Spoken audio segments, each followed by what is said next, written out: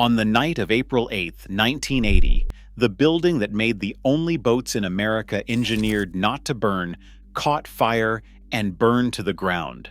The Uniflite plant down in Fairhaven, Washington, the place where, for more than 20 years, men had hand-laid fiberglass soaked in fire-retardant resin, the one boat you supposedly could not set alight, went up in the dark on the Bellingham waterfront. And here is the strange part. That fire did not kill Uniflite. The company kept building boats the very next year, out of a second plant clear across the country in North Carolina. No, the thing that killed the toughest boat the United States Navy ever sent up a river had already happened years earlier, quietly, in a drum of resin. One decision, the kind nobody films, and the brand never recovered from it. This is the story of a boat so tough, the Navy took it into firefights in the Mekong Delta, one that owners still run today, and how the one thing that made her special, the thing her whole reputation was built on, is the exact thing that destroyed her. Stay with me, because to understand the mistake, you first have to understand why this was the boat you wanted under you when people were shooting. It started in October of 1957 in Bellingham, Washington, a mill and shipyard town up on Puget Sound near the Canadian border. A boat builder named Art Nordtvedt, known to everyone as Papa, gathered a crew he trusted and started a company. Most of them had just come off the floor at Bellingham shipyards, where they had built Navy minesweepers and a line of runabouts called bellboys. They knew wood, they knew the water, and they were betting their working lives on a material a lot of old-timers still did not trust: fiberglass. Nordtvedt called the outfit United Boat Builders, and the name that went on the hull, Uniflite, came from the idea of a united crew. The first boat out the door was an all-fiberglass 17-foot outboard runabout. Then came a 14-foot, an 18-foot, and a 20-foot. Before long, they built a 25-foot express cruiser, then a 31-foot and a 34-foot. In January of 1959, they moved the whole operation into an old plywood plant down in Fairhaven, and that became home. Remember two names from that early crew because they matter at the very end. Bob Moores, who ran production, and Paul Jansen, who worked the fiberglass. Now here is the choice that defined everything that came after.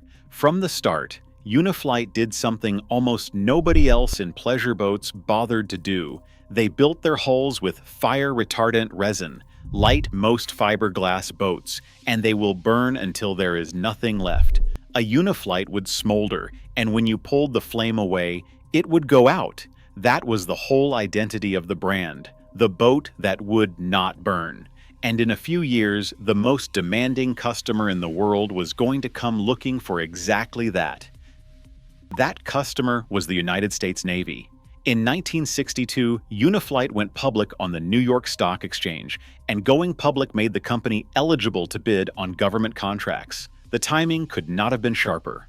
The war in Vietnam was turning into a war fought on rivers, in the maze of the Mekong Delta, and the Navy needed a small, fast, shallow boat that could chase the enemy into water nobody thought a boat could go. Now, an important point, because people get this wrong all the time. Uniflite did not design that boat. The patrol boat, the famous PBR, was designed by Willis, Slane, and Jack Hargrave over at Hatteras Yachts, based on the hull of an existing Hatteras pleasure boat, and they turned a prototype around in 7 days. Slane, the man behind Hatteras, died of a heart attack on November 7, 1965, just weeks before the contract was settled.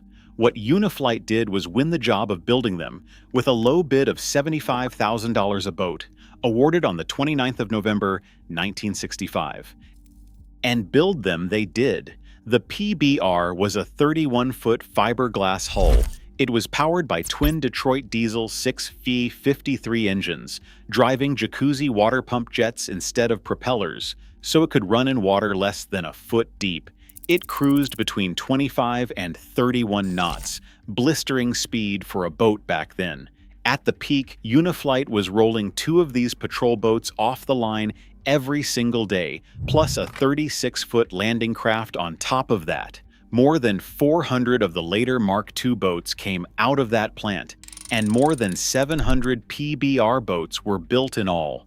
This is where the legend was forged. Fire-retardant fiberglass meant this was the boat the Brown Water Navy trusted to keep its men alive while taking fire. She would not burn, even when the people aboard her were being shot at. That reputation is the whole reason this story hurts. And if this is already more straight history than the other channels gave you, do me a favor and subscribe, because what comes next is the part nobody explains right. The same Fairhaven line was also turning out civilian cruisers and sailboats by the thousand, and one routine decision on that line was about to poison every bit of it. The decision came in the middle of the 1970s. Uniflite changed the fire-retardant resin in its hulls. The sources do not all agree on the exact year, somewhere around 1974 to 1975, and owners to this day sort these boats into two camps, pre-blister and post-blister, divided right around that line. The new resin carried a solid form of a chemical called bromine. And here is what nobody understood at the time. When one of these hulls sat in warm water and heated up, that compound would turn to gas inside the laminate. The gas formed an acid, and the acid began eating its way outward from inside the hull toward the surface, pushing up blisters under the gel coat. These were not the usual cosmetic blisters that every fiberglass boat gets. These went down through the entire laminate, and when you ground one open, out came a gooey, acidic mess. Owners learned to wear eye protection because the liquid inside could actually hurt you. It hit boats down in Florida and California, where the water is warm, far worse than the cool boats up in the Pacific Northwest. The boats were built like tanks. The hulls were thick, solid, hand-laid glass. The acid did not care. And pretty soon, neither did the lawyers. What followed is one of the better documented disasters in fiberglass boat building because it ended up teaching the whole industry a lesson. In the early 1980s, Uniflite faced a class action lawsuit over the blistering hulls. The respected marine surveyor David Pascoe has written that it was the Uniflite case that taught surveyors how water can wick along a single strand of dry glass fiber, the length of an entire hull, like a wick climbing up a lamp. Think about the cruelty of that for a second. These were genuinely some of the toughest production hulls ever laid up. Boat owners still trust completely above the waterline, and the brand got branded a money pit over a problem that no amount of grinding and filling ever truly fixes, because the blisters just keep coming back. Then, on April 8, 1980, came the fire that opened the story, the one that nearly leveled the Fairhaven plant. It should have been the end. It was not, because back in 1977, Uniflite had bought a set of molds from the old pacemaker company and opened a second plant in Swansboro, North Carolina, so production simply moved east and carried on, but the wound underneath never closed. By 1984, the company was sold to Chris Craft for $10 a share. In a detail that tells you these were good people building good boats, it was Bob Moore's, Papa Nordtvedt's own production man from the early days, who crossed over to run the boat operation for Chris Craft. They built the same Uniflite designs under the Chris Craft name until they shut the doors for good in 1989. Add it all up.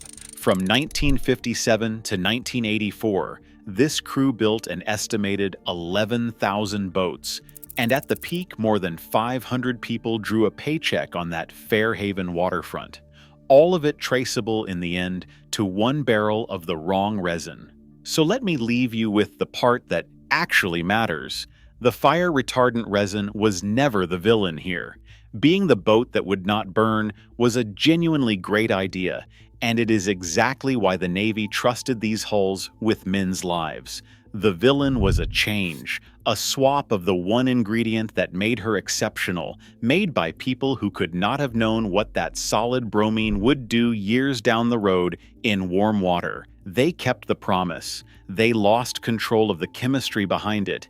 And here is the thing that should turn everything you came in thinking on its head. The pre-blister Uniflites. And plenty of the later ones with sound hulls are still out there running right now, still trusted by owners who know exactly what they are looking at and buy them anyway. The toughest boat the Navy ever sent up a river, the one boat that would not burn, was not sunk by enemy fire and was not sunk by the fire that took her own factory. She did herself in, from the inside, with the very thing that made her special. Now, if you want the opposite kind of story, a boat everybody assumed was as American as it gets, that was actually born on a vacant lot in Hong Kong, where soft drink trucks parked at night, drawn by a man who had never designed a boat in his life, and that somehow refused to die. That is the Grand Banks, and it is up now on the screen. If this is the kind of straight talk you are not getting anywhere else, subscribe, and I will see you on the next one.